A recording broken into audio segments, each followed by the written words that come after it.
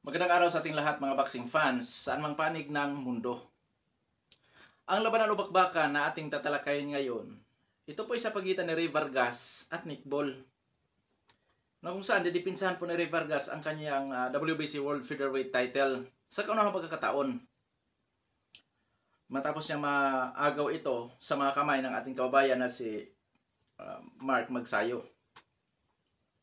Ito naman si Nick Ball na kanyang makalaban, rank number 1 sa WBC po mga kaibigan. Fight schedule nito, Marso 8, 2024, doon gaganapin ang bakbakan sa Kingdom Arena, Riyadh, Saudi Arabia. Maghayag po tayo ng sarili nating fight prediction and analysis, maging comparison. Para doon pa lamang sa comparison, makakakuha na kayo ng idea kung sino ang papaboran nyo sa panalo sa laban na ito, mga kaibigan. Pero bago natin yan simulan, inaanyayahan ko po kayo na sana suportahan po yung ating munting channel sa pamamagitan po ng pag-like, pag-share at higit sa lahat sa pag-subscribe. Maraming salamat po. Okay. Shout out po muna sa nag-request na gawa natin ng video ang labanan na ito. Walang iba kundi si Idol Meljon Gumba. Maraming salamat Lord sa patuloy mong pagsuporta at pagsubaybay dito sa ating munting channel. Okay. Dahil sa magkaroon tayo ng comparison, alamin muna natin ang konti mga background dito sa magkabilang panig. Dahil yun po ang ating referensya. Unahin natin ang sa panig ng challenger. Itong si Nick Ball po mga kaibigan ay may impresibong kartada. 19 wins with 11 wins coming by way of knockout. Walang talo, wala ring tabla. May edad na 26 anyos. Height 5 foot and 2 inches. Orthodox ang kanyang stance, knockout ratio 57.89%.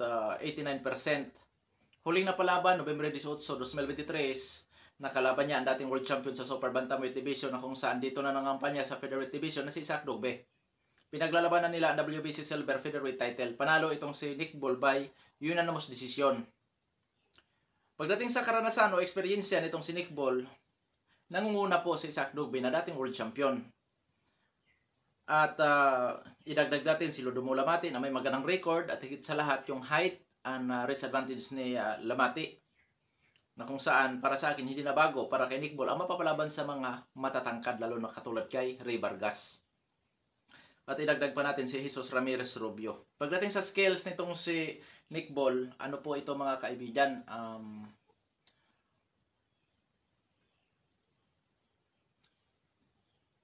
All around boxer or fighter.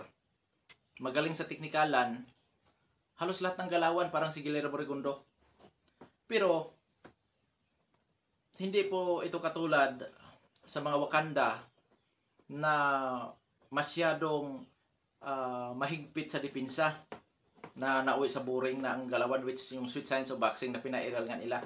Hindi naman ganito itong si Nick Ball dahil lumalaban sa brulan, uto-uto na bakbakan. Pagdating sa dipinsa, natatamaan din naman ito.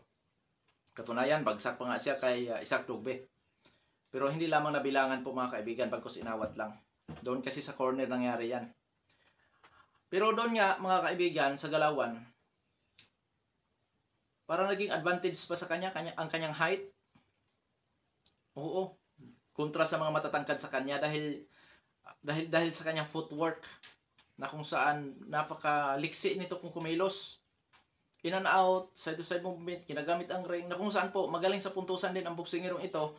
Sa makatuwid, magaling sa teknikalan, magaling sa opinsa, may husay pagdating sa dipinsa. Taglay ang footwork, kakayahan sa pagpapanatili sa kanyang distansya sa kanyang makakalaban, kakayahan sa close range o tututo na labanan, at sa mid-range po mga kaibigan, may counter-punching ability, which is all around nga po ito.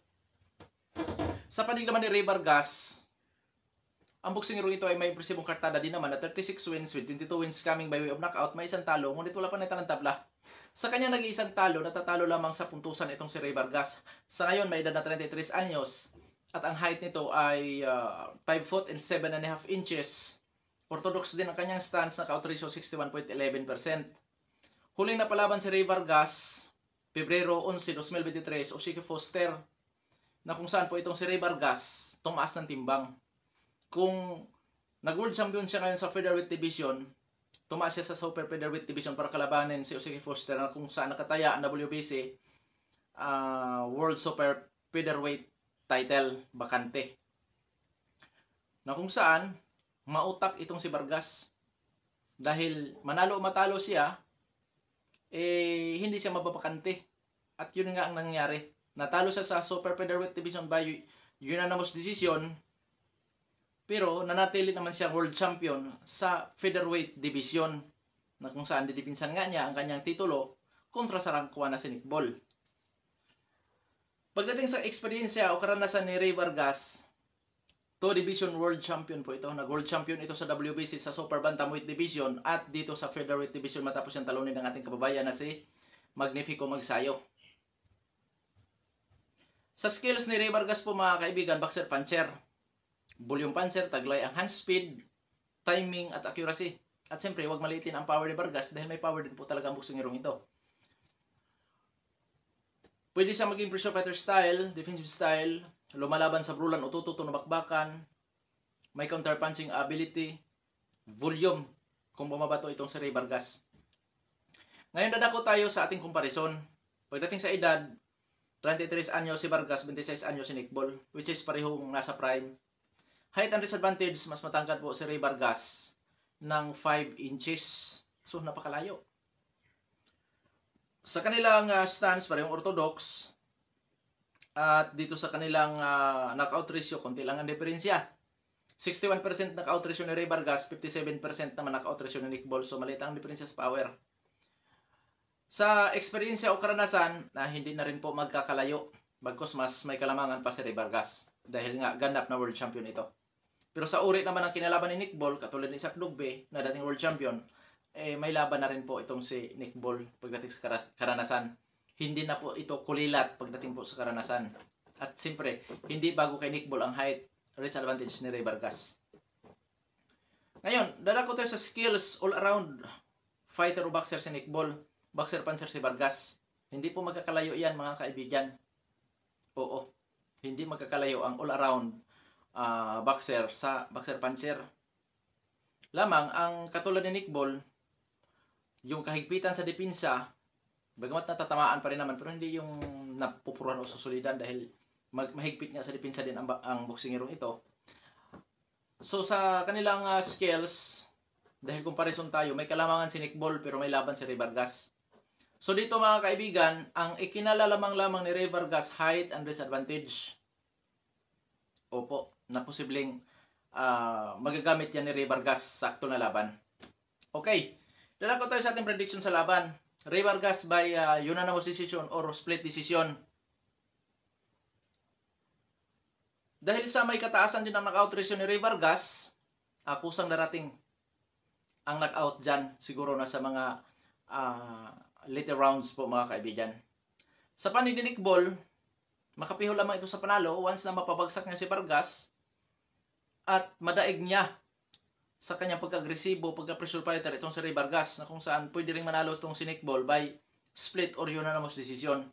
Sa makatuwid, may laban po talaga itong si Nick Ball kay Rey Vargas.